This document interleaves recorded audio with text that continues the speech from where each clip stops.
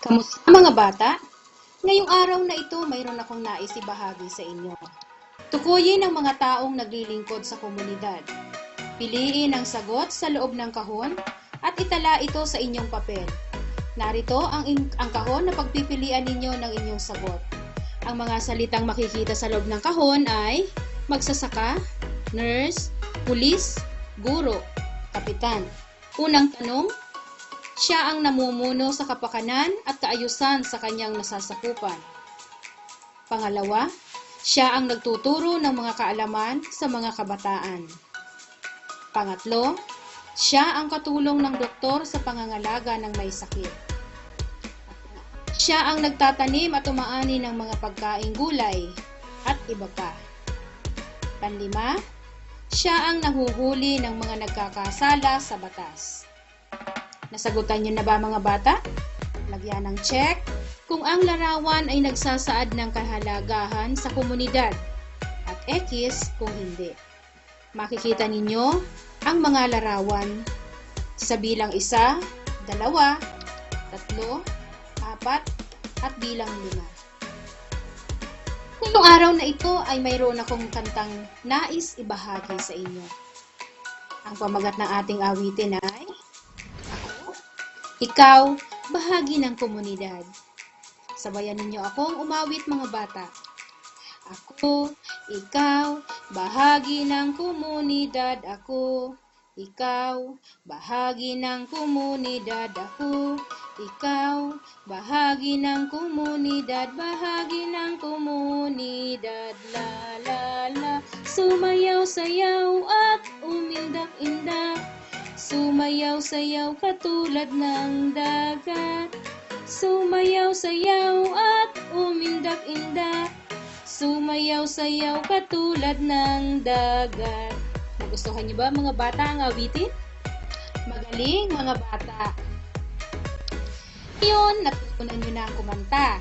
At nalaman niyo na rin na ako, ikaw o tayo ay bahagi ng komunidad. Ang bawat isa sa atin ay may mahalagang katungkulan sa ating komunidad na kinabibilangan. Ang ating komunidad ay binubuo ng mga mamamayan na naglilingkod upang matugunan ang ating mga pangangailangan.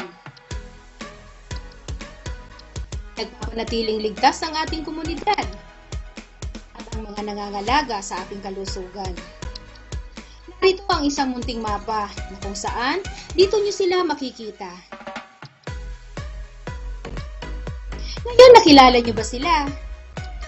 Tara, kilalanin natin kung sino-sino nga ba ang mga naglilingkod sa ating komunidad. Naglilingkod sa komunidad ay nahahati sa 3 uri.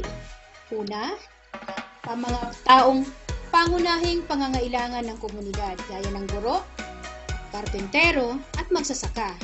At pangalawa, mga taong nangangalaga ng kaligtasan sa komunidad, gaya ng pulis, bumbero, at kapitan. At pangatlo, mga taong nangangalaga sa ating kalusugan, gaya ng doktor, nurse, at kumadrona.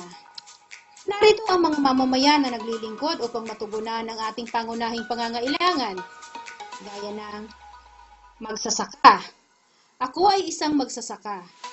Ako ang nagtatanim ng halaman upang pagkunan ng pagkain, gaya ng bigas na pangunahing hinahain sa inyong hapagkainan.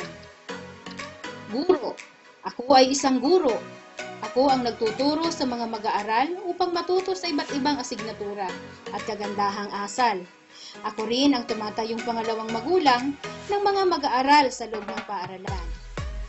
Karpentero. Ako ay isang karpentero. Ako ang gumagawa at nagkukumpuni ng mga bahay, gusali at iba pang tirahan ng mga tao. Kaya ko ring pagandahin at panatilihing maayos ang inyong mga tahanan. Narito naman ang mga naglilingkod para sa kaligtasan at kaayusan ng komunidad. Sila ay, una, pulis. Ako ay isang pulis. Ako ang nagpapanatili ng kaayusan at kapayapaan ng komunidad. Ako rin ang humuhuli sa mga nagkakasala sa batas. Pangalawa, bumbero. Ako ay isang bumbero. Ako ang tumutulong sa pagsugpo ng apoy sa mga nasusunog na bahayan, gusali at iba pa. Sinisigurado kong ligtas ang mga mamamayan sa tuwing may sunog. Sunod, kapitan ng barangay. Ako ay isang kapitan ng barangay. Ako ang namumuno sa kapakanan, kaayusan, kaunlaran at kapayapaan ng nasasakupan kong komunidad. May mga tao ring nagbibigay ng paglilingkod para sa kalusugan ng komunidad. Narito sila. Una, doktor. Ako ay isang doktor. Ako ang nagbibigay ng serbisyo ng panggagamot sa mga taong may sakit. Ako rin ang nagre-reseta ng gamot na dapat inumin ng may sakit. Nurse at kumadrona. Kami ang nurse at kumadrona. Kami ay katulong ng doktor sa pagpapaanak at pag-aalaga ng may sakit. Ngayon, nakilala nyo na ang mga mamamayan na naglilingkod o nagbibigay serbisyo sa ating komunidad. Sila ay may mahalagang katungkulan upang maging maayos ang ating komunidad na kinabibilangan. Kaya mga bata, ako, ikaw, o tayo, bilang bahagi ng komunidad, ay dapat natin silang irespeto, sundin at bigyang halaga. Mahalaga rin isaisip na ang bawat isa ay bahagi ng pamayanan. Para ngayon, para naman sa ating pagsasanay, una, pagsasanay. 1. Isulat ang T kung ang pangungusap ay tama at M kung hindi. Una, ang pulis ang siyang nagpapanatili sa kaayusan at kapayapaan ng komunidad. Pangalawa, ang kapitan ng barangay ang siyang namumuno ng kaguluhan sa komunidad. Pangatlong bilang, ang nurse ang nagre-reseta ng gamot para sa may sakit. Pang-apat, ang nurse ang siyang katulong ng doktor sa pagpapaanak. At pang-limang bilang, ang karpentero ang siyang gumagawa at nagkukumpuni ng bahay. Para sa pangwang pagsasanay, narito ang panuto. Basahin at sagutin ang mga tanong. Piliin ang titik ng tamang sagot. Sino-sino ang naglilingkod sa pangunahing pangangailangan ng komunidad? A. Nurse at doktor. B. Karpentero at guro. C. Kapitan at pulis. D. Nanay at tatay. Pangalawang bilang. Sino-sino ang naglilingkod sa kaligtasan ng komunidad? A. Karpentero at magsasaka. B. Nurse at doktor. C. Tiyo at tiya. D. Kapitan at pulis. Pangatlong bilang. Sino-sino ang nangangalaga sa ating kalusugan? A. Tiyo at tiya. B. Nurse at doktor. C. Karpentero at magsasaka. D. Kapitan at pulis. Magpapagawa si Berto ng bahay. Kanino siya ngayon lalapit? A. Nurse. B. Karpentero. C. Pulis. D. Kapitan at pulis. Panglimang bilang. Sumakit ang ngipin ko. Sino ang pupuntahan ko? A. Nurse. B. Pulis. C. Dentista. D. Guro. Para sa pagsasanay na pangatlo, itambal ang hanay A sa hanay ba. Isulat ang titik ng tamang sagot. Nakikita nyo ang hanay A at hanay ba.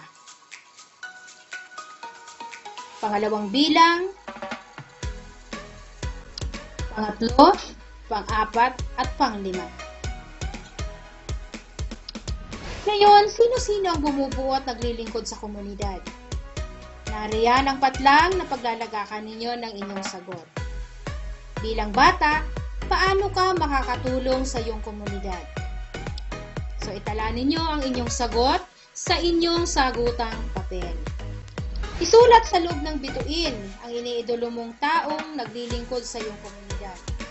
Ipaliwanag kung bakit mo siya iniidolo. Nariyan ang bituin na paglalagyan ninyo ng inyong sagot. Ngayon, humanda na para sa isang pagsusulit.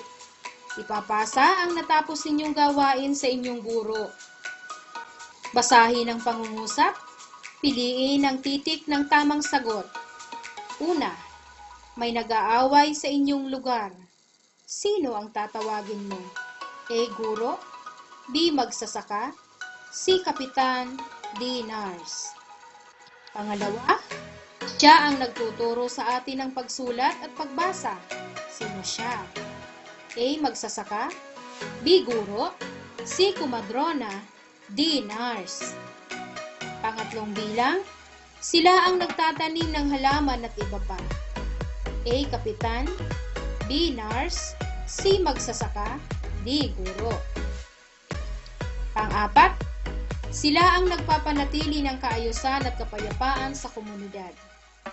A. Nurse, B. Guro, C. Pulis, D. Doktor. At panglimang bilang, manganganak ang kapitbahay mo. Sino ang makakatulong sa kanya?